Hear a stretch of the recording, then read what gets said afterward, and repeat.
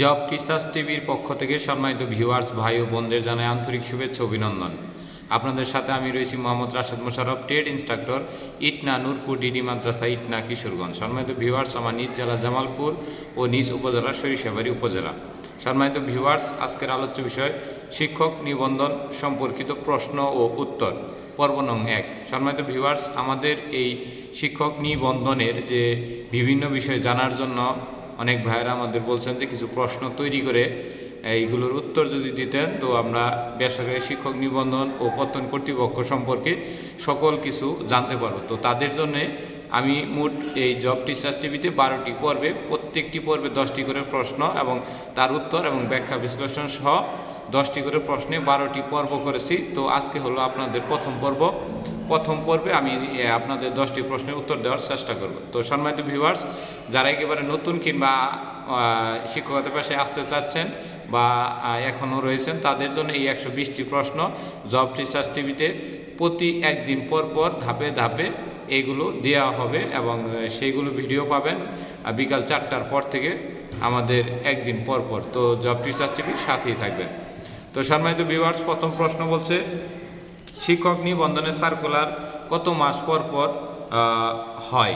অর্থাৎ আমরা যে শিক্ষক নিবন্ধন দিলাম, এই শিক্ষক নিবন্ধন সার্কুলার নিয়ম হলো প্রতি বছরে একবার করে শিক্ষক নিবন্ধনের সার্কুলার দিতে হবে। তবে আমরা বিভিন্ন সময় দেখেছি যে শিক্ষক নিবন্ধনের সার্কুলার প্রতি বছরে একটি করে দিতে অনেক সময় অসুবিধা তৈরি হয়েছে বা আইনি জটিলতা তৈরি হয়েছে। তবে এখন থেকে প্রতি বছর একটি করে, অর্থাৎ যেহেতু 18তম শিক্ষক নিবন্ধন চলমান রয়েছে এবং 19তম থেকে প্রতি বছর একটি করে শিক্ষক নিবন্ধনের সার্কুলার প্রকাশিত হবে, যেখানে স্কুল পর্যায়ে এবং স্কুল 2 পর্যায়ে এবং কলেজ পর্যায়ে, এই 3টি পর্যায়ে এমপিওভুক্ত স্কুল, কলেজ, মাদ্রাসা এবং কারিগরি শিক্ষা প্রতিষ্ঠানের ট্রেড ইনস্ট্রাক্টর, প্রভাষক এবং সহকারী শিক্ষক এবং অন্যান্য পদে কর্মকর্তা কর্মচারী নিয়োগ পাবে।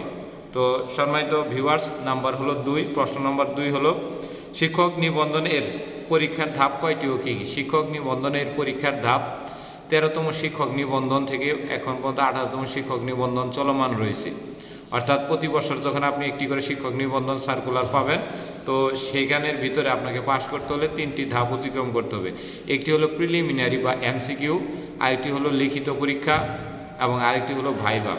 এর ভিতরে আমি আপনারা বলি, প্রিলিমিনারি 100 মার্কের এমসিকিউর মধ্যে গড়ে 40 মার্ক পেলে যে কোনো বিষয়ে, অর্থাৎ আপনি অঙ্কে বেশি তোলেন, ইংলিশ বেশি তোলেন বা বাংলায় বেশি তোলেন, যেভাবেই হোক না কেন আপনি 40 মার্ক পেলে প্রিলিমিনারি পরীক্ষায় উত্তীর্ণ হতে পারবেন। এবং আপনার এই প্রিলিমিনারির জন্য প্রতি 4 ভুলে 1টি নম্বর কাটা হবে। লিখিত পরীক্ষা আপনার বিভাগ অনুযায়ী অনুষ্ঠিত হবে, মানে আপনার সাবজেক্ট অনুযায়ী 100 মার্কে অনুষ্ঠিত হবে। গতবার যে নিয়মটি ছিল সেটি হলো যে 8টি করে প্রশ্ন থাকে, 5টি করে, এরকম কিছু নিয়ম ছিল। কিন্তু এবার একটু সিস্টেম চেঞ্জ হয়েছে, যে কয়টা প্রশ্ন থাকবে সেই কয়টারই উত্তর দিতে হবে। এবং ভাইভা আপনার 20 মার্ক, এর মধ্যে সার্টিফিকেট 12 এবং আপনার উপস্থিত বুদ্ধি এবং প্রেজেন্টেশন সহ এবং আপনার যে পরীক্ষা দিবেন যে বিষয়ে তার উপরে দক্ষতা করে আরও 8 মার্ক। অর্থাৎ এখানে প্রিলি, রিটেন, ভাইভা 3টি ধাপে পাশ করার পরে আপনি একটি শিক্ষক নিবন্ধন সনদ পাবেন। তারপরে গণবিজ্ঞপ্তিতে আবেদন করে এমপিওভুক্ত স্কুল, কলেজ, মাদ্রাসা এবং কারিগরি শিক্ষা প্রতিষ্ঠানে শিক্ষক হতে পারবেন। প্রশ্ন নম্বর 3 বলছে, শিক্ষক নিবন্ধনের পরীক্ষার কয়টি ধাপ আছে? পরীক্ষার ধাপ যেটা আমি আগেই বললাম যে পরীক্ষার ধাপ 3টি রয়েছে। আপনি যখন পাশ করবেন, পাশ করার পরেও 3টি ধাপ রয়েছে। যেমন আপনি গণবিজ্ঞপ্তিতে আবেদন করবেন, আবেদন করার পরে আপনি প্রাথমিক সুপারিশ পাবেন। প্রাথমিক সুপারিশ করার পরে কাগজপাতি আপনাকে এনটিআরসিতে পাঠাতে হবে। তারপরে আপনাকে পুলিশ ভেরিফিকেশনের জন্য একটি ইউজার আইডি এবং পাসওয়ার্ড দিবে। এই পুলিশ ভেরিফিকেশন ফর্ম পূরণ করার পরে আপনাকে চূড়ান্ত সুপারিশের জন্য আবার কোনো একটি SMS দিবে এবং SMS দেওয়ার 1 মাসের মধ্যে আপনি শিক্ষা প্রতিষ্ঠানে যোগদান করবেন। অর্থাৎ এই প্রাথমিক সুপারিশ, তারপরে পুলিশ ভেরিফিকেশন, তারপরে চূড়ান্ত সুপারিশ এবং যোগদান, এখানেও প্রায় 2-3টি ধাপ রয়েছে। ইবতেদায়ী পর্যায়ে বলতে কি বোঝায়? শিক্ষক নিবন্ধন ইবতেদায়ী পর্যায়ে বলতে মাদ্রাসার 1ম, 2য়, 3য়, 4র্থ এবং 5ম শ্রেণীর যে সকল সহকারী শিক্ষক এবং কারি থাকবেন তারা ইবতেদায়ী পর্যায় বলে গণ্য হবে। অর্থাৎ 1 থেকে 5 পর্যন্ত মাদ্রাসা স্তরকে ইবতেদায়ী স্তর বলা হয়। সেসিভ ভোকেশনাল বলতে কি বোঝায়? নাম্বার 5 নম্বর প্রশ্ন, সেসি ভোকেশনাল বলতে বোঝায় এসএসসি ভোকেশনালের সাথে মানে এসএসসি জেনারেল প্রতিষ্ঠানের সাথে সরকার কারিগরি শিক্ষা সম্প্রসারণের জন্য সেকেন্ডারি এডুকেশন সেক্টর ইনভেস্টমেন্ট প্রোগ্রামের অধীনে 640টি মাদ্রাসা এবং স্কুল মিলে 640টি প্রতিষ্ঠানের সাথে নবম দশম শ্রেণীতে কারিগরি শিক্ষা যুক্ত করা হয়েছে। যে শিক্ষায় 2টি করে ট্রেড থাকবে, যেমন একটি প্রতিষ্ঠানে ইলেকট্রিক্যাল থাকবে, কম্পিউটার থাকবে, অথবা একটি প্রতিষ্ঠানে কম্পিউটার থাকবে, ড্রেস মেকিং থাকবে, অথবা একটি প্রতিষ্ঠানে রেফ্রিজারেশন অ্যান্ড এয়ার কন্ডিশন থাকবে, অথবা পাম্পিং অ্যান্ড পাইপ ফিটিং। অর্থাৎ প্রতি স্কুলে 2টি করে ট্রেড থাকবে এবং 2টি ট্রেডে 2জন করে ট্রেড ইনস্ট্রাক্টর বা কারিগরি শিক্ষক থাকবে। এটি আসলে মূলত সেসি ভোকেশনাল। মূলত সেসি ভোকেশনালভুক্ত প্রতিষ্ঠান হলো 640টি, এর মধ্যে 10টি জাতীয়করণকৃত বা সরকারি এবং বাদবাকি এমপিওভুক্ত 630টি। বিএড বলতে কী বোঝায়? সম্মানিত ভিউয়ার্স, যারা সহকারী শিক্ষক হিসেবে এমপিওভুক্ত শিক্ষা প্রতিষ্ঠানে যোগদান করেন তাদেরকে কিছু সাবজেক্ট ব্যতীত তাদেরকে একটি প্রশিক্ষণ কোর্স করা লাগে। প্রশিক্ষণ কোর্স সেটাকে বলা হয় বিএড, মানে তাকে 2 বছরকে এক্সট্রা একটি পড়াশোনা করে পরীক্ষা দিয়ে পাশ করার পরে একটি সনদ অর্জন করার লাগে, যেটাকে বিএড কোর্স বলে।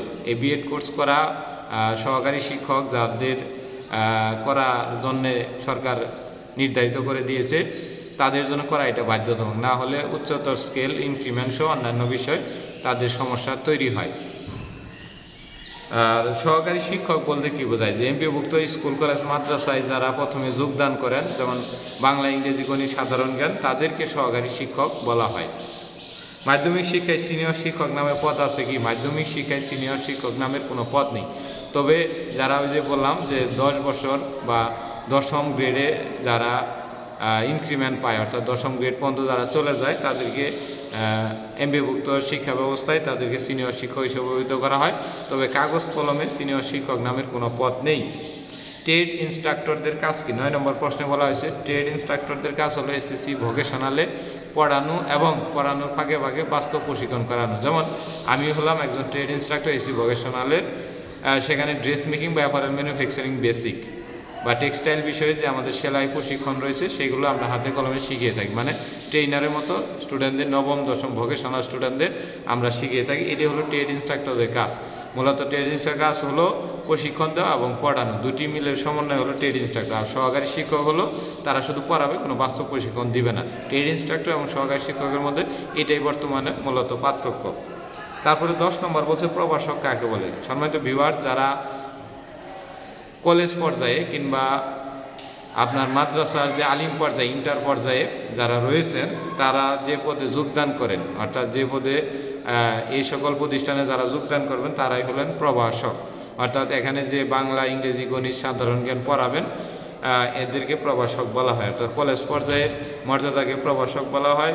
এসএসসি ভোকেশনাল পর্যায়ে যে টিচার রয়েছেন কারিগরি তাদেরকে ট্রেড ইনস্ট্রাক্টর বলা হয়, এবং যারা জেনারেল লাইনে অর্থাৎ নবম দশম বা 6, 7, 8, 9, 10 জেনারেল স্কুল কলেজে পড়ান বা মাদ্রাসায় পড়ান তাদেরকে সহকারী শিক্ষক বলা হয়। মূলত এই হলো আমাদের শিক্ষক নিবন্ধন সম্বলিত প্রশ্ন পর্ব নম্বর 1-এর 10টি প্রশ্ন। তো সম্মানিত ভিউয়ার্স, যারা এই পর্বটি দেখছেন দ্বিতীয় পর্বের জন্য অপেক্ষা করুন। ধন্যবাদ সবাইকে।